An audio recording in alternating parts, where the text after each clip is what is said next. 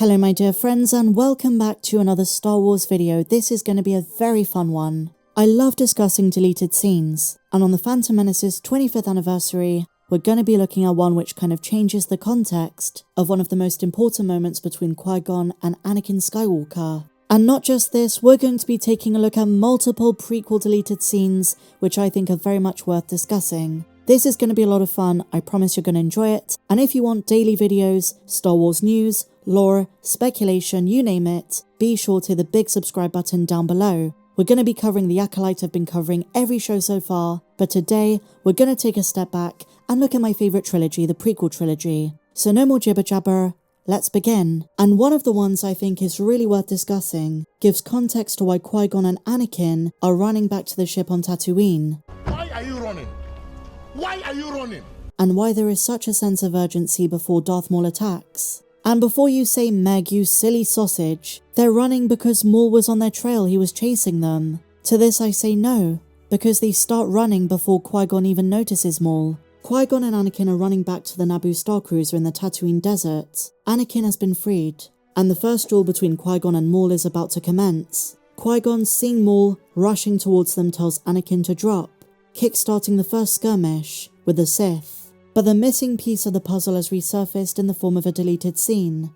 Qui-Gon and Anakin are walking through Mos Espa, and Qui-Gon notices the probe droid unleashed by Maul earlier in the film. He turns and slashes it, noting its foreboding nature. He's puzzled, he says, "I've never seen anything like it." And this is what prompts Qui-Gon and Anakin to quicken their pace, and the reason they're running in the final cut. It's a small detail, but one which I'm surprised George Lucas had removed. When George first reacted to an uncut version of Episode 1, he admitted he may have gone too far in a few places, but this is definitely not one of them. It's an important bit of the scene, which I really think they should have kept in. So I guess, why did the probe droid come so close to the Jedi? It kind of raises something of a plot hole, which could be the reason George ultimately decided not to include it. Well, the answer is pretty straightforward. When Darth Maul released the droid, he most likely programmed them to look for a singular Jedi in Qui-Gon, but not a man and a young boy. The presence of Anakin accompanying Qui-Gon Jinn may have thrown off its search. But then again, just after the pod race when Qui-Gon is talking with Watto, one of the probes that Maul sent out flies behind Qui-Gon's back. And did you know in an unfinished original version of the fight between Qui-Gon Jinn and Maul, the Sith actually almost boarded the Naboo ship?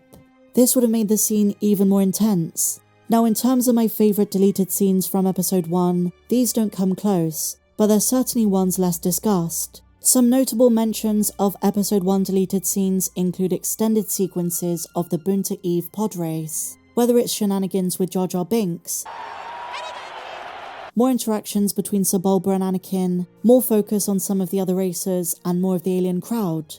And I also wish they kept in the scuffle between Anakin and Greedo. It would really tie into the poetry that George Lucas wanted to set up, reminding fans that years later in A New Hope, Greedo is still on Tatooine and gets blasted by Han. And yes, Han shot first. The purpose of this scene is also to demonstrate that Anakin has a lot of anger even in his youth. Qui-Gon gives him some very good advice, to respect the opinions of others even if they disagree. And it reminds us, had Qui-Gon lived, Anakin may never have turned to the dark side. I do love the concept of showing us a young Greedo, and many fans actually mistook W. Wald for Greedo, but no. It was a different Rhodian kid, played by Warwick Davis by the way, and Wald actually converses with Greedo in the deleted scene. And did you know in Legends, Wald actually takes over Watto's shop when he retires? I'm serious. I love how side characters can have seconds of screen time but pages upon pages of backstory. The world building in this galaxy is amazing, I've got to hand it to George. But you know my dear friends, George Lucas did make the right decision for some of the deleted scenes. Some of them were really best left out, and he made the right call a couple of times. I mean, just listen to this. Your mother wants you to come in and clean up. Where's Qui-Gon? He and Jar Jar left already. They're with Watto at the arena. And then stuff like this. Very jovial, I'm a big fan of Jar Jar, but again, doesn't add too much. But in terms of the probe droid and Qui-Gon slashing it and being the reason why they ran to the ship, there are some gems. Oh my goodness, and then we have the original Bail Organa, or should I say Bail Antilles. This ended up being a separate character to Bail Organa, but George Lucas deleted his scenes from Episode 1. The name dates back to the original drafts of 1977's A New Hope. The delegation of Alderaan scenes made for a very interesting alternate cut. Adrian Dunbar, who played the original Bail, was very disappointed that his scenes were cut, and this is before the Bail Organa we know, played by Jimmy Smits, featured in episodes 2 and 3. The character ended up being a separate one, but originally he was Bail Organa. That was what was in the script, although in the deleted scene, it was Bail Antilles. I love factoids like this, although I do feel bad for the actor, I'm not gonna lie. Here is another deleted scene you may have missed. It's the moment where Queen Amidala and Captain Panaka find out from Theed the Battle of Naboo is finally over. Do you remember when Tarpal said this? The control ship has been destroyed. Look! While George Lucas almost had a Naboo guard repeat the same line, and he did it through Zoom. The droid command ship's been destroyed, Your Highness. Look. I love how the format is almost akin to him recording a TikTok, and it's pretty hilarious the clanker is positioned just next to him ready for him to push. There is another scene which is rather sweet, Anakin wishing Jira goodbye. He did have a thoughtful side, and he was looking out for her. He was about to embark on a brand new adventure, one which would result in darkness. And you know, while we were celebrating the 25th anniversary of The Phantom Menace this year, it's also the 19th anniversary of Revenge of the Sith. And oh boy, those deleted scenes are something else so special. I wish they'd kept so many of them in. And next year when we celebrate the 20th anniversary, I assume Lucasfilm's going to put episode 3 back in cinemas, which would be incredible. I'm hoping they do throw some of these back in. Although, if they didn't do it for episode 1, I doubt they'll do it this time. For example, the delegation of 2000, Bail Organa, Mon Mothma, even more Padme scenes. Yoda arriving on Dagobah was very special. More of Mace Windu talking about the plot he senses to destroy the Jedi. And who can forget the many deaths of Shark T? Not to mention, extended sequences of Order 66. But there is one deleted scene from episode 3 many fans have forgotten even exists.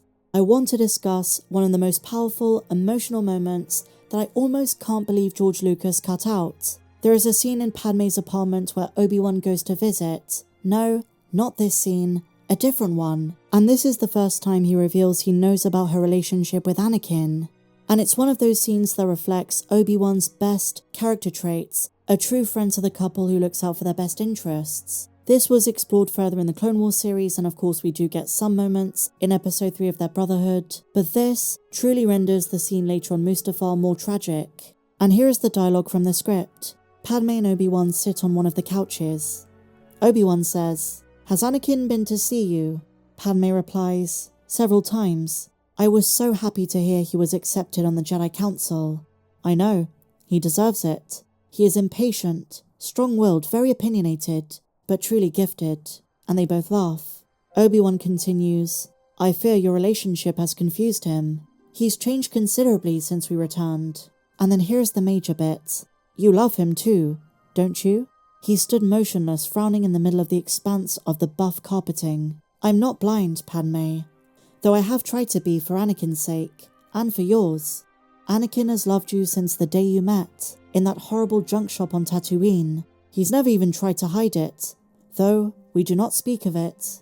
We pretend that I don't know. And I was happy to because, well, it made him happy.